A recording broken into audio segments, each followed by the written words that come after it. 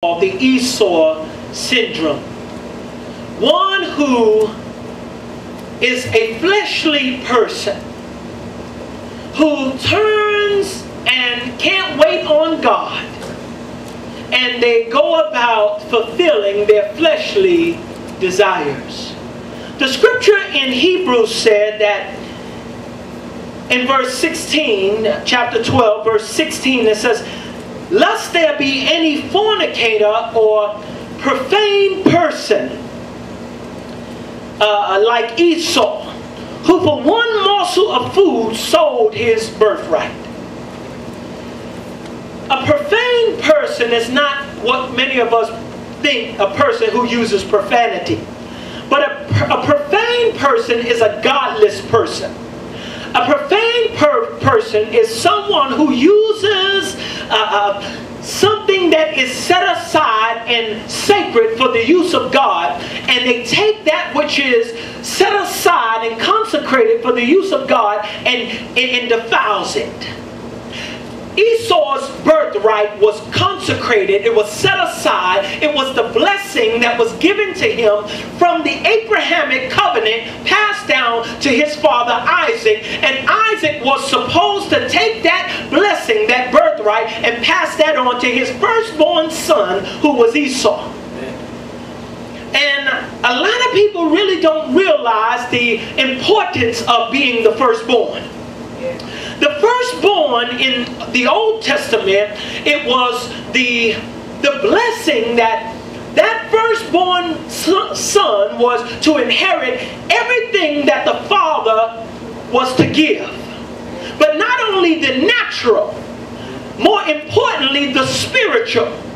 So that oldest son, he was supposed to take over where his father took over. That oldest son was to be the one who would be the priest over the family. When daddy died, he was the priest over his home. He was the priest over his wife and his children, over his brothers and over his sisters. He was the one who was to be the godly one in the house.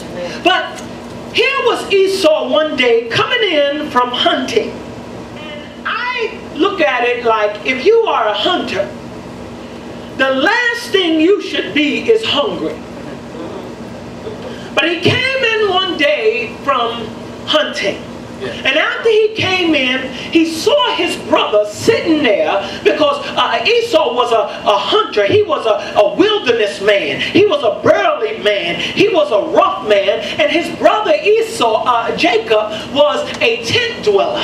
He dwelt in a tent. In other words, he was a mama's boy. He was a pretty boy. He the one who sat up around the tent taking care of sheep. He did not do no hunting. He wasn't burly like his brother Esau. And so Jacob knew how to cook. He knew how to cook some stew. And he was cooking some stew, and his brother came in and said, "Hey brother, can I have some of that stew?" And Jacob said, "Yeah, you can have some of my stew, but on one condition. If you sell me your birthright." He said, "Well, don't you see I'm tired?" He said, "What is this birthright to me? What is this spiritual blessing to me? Naturally right now I'm hungry. Naturally right now I want to eat. Naturally right now my body is craving food. Right now I can put the God stuff to the side. Right now I need something natural." And his brother said, "Well, swear your blessing upon me. In other words, swear to me that you're going to give me what is rightfully yours, and swear it that you're going to give it over to me." His birthright. Oh, there's tremendous blessings involved with this birthright.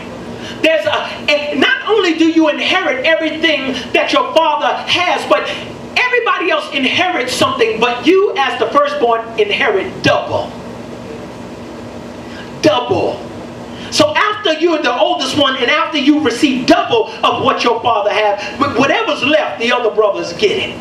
Oh, he turned it over. In other words, he was more concerned about his temporary condition, his temporal condition, condition rather than being more concerned about his eternal position. He was a carnal man who only lived for the moment.